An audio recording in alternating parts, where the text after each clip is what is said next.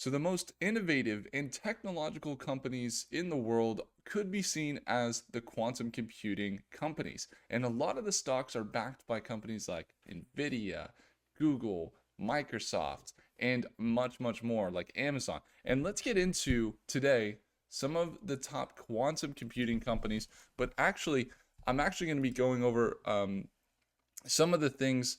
I actually see a move here on Rigetti stock. So we're going to get in. And we just got in. And you can see our P&L right there. Okay, because look at that dip. We watched it at market opening. If you guys were there, we just wrapped up our market session live where we were trading um, Tesla. We bought, you can see my order here, bought $27.96, sold at $29.45. And so we had a profitable day trading Tesla. So now I'm looking here on Rigetti stock, okay? And we are just entering a trade. So you guys get a little bit of live trading right here. So when it comes down to Rigetti stock, there's a few things that we're going to be looking at. Why would we be looking at that stock? IONQ, you can see my watch list here. Now, when we look at IONQ, we look at QBTS and QUBT. These are kind of like the main quantum computing companies that are emerging. You have IBM, of course. You got Google, and you also we could throw Microsoft in here as well. But the ones that are catching my attention the most would be Rigetti, IONQ, QBTS, QUBT. Some of the other ones in here are like software. They're not actually quantum hardware.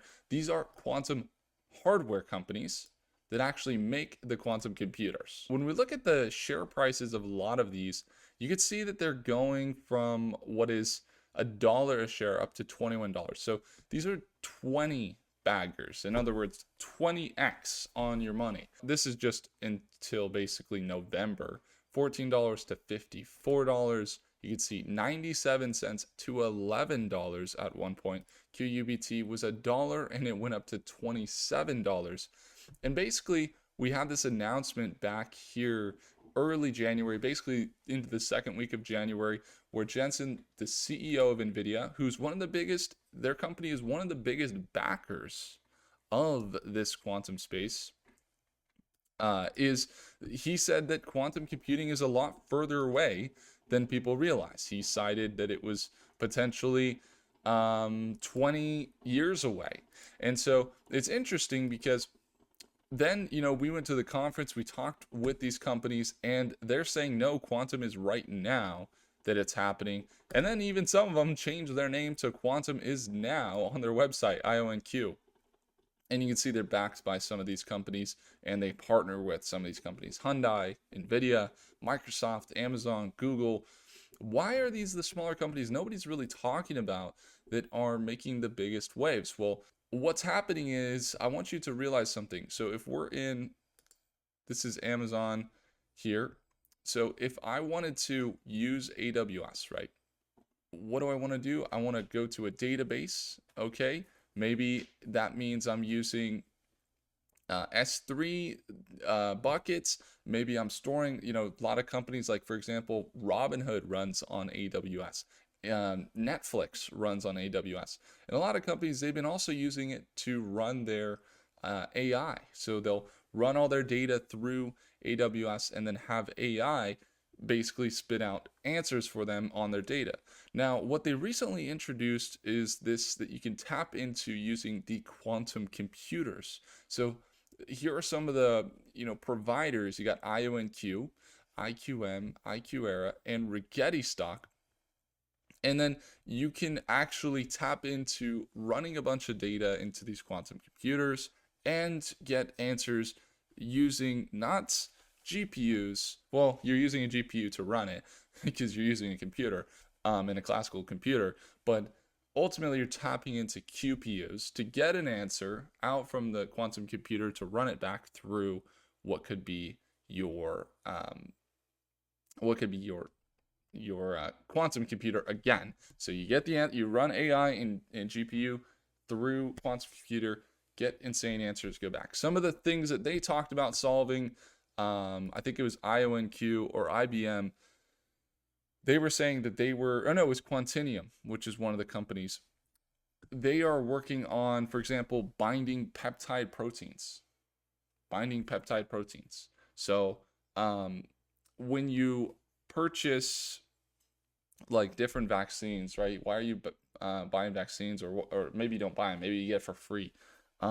It's because you're like, there's a lot of controversy around this, but basically you have like different peptides from different diseases. This is actually science, and the vaccines supposedly are now finding the exact way to bind those different peptides so that you can come up with solutions or come up with vaccines that are able to, like, there's millions of different diseases and they each have their own peptide protein. And so one of the issues is they haven't been able to find vaccines for cancer. And so recently they said that they are working on it. Some of the companies, Amgen, are running massive amount of data into their quantum computers to basically get these answers from the peptide proteins, the right peptide proteins for different strains of cancer, to be able to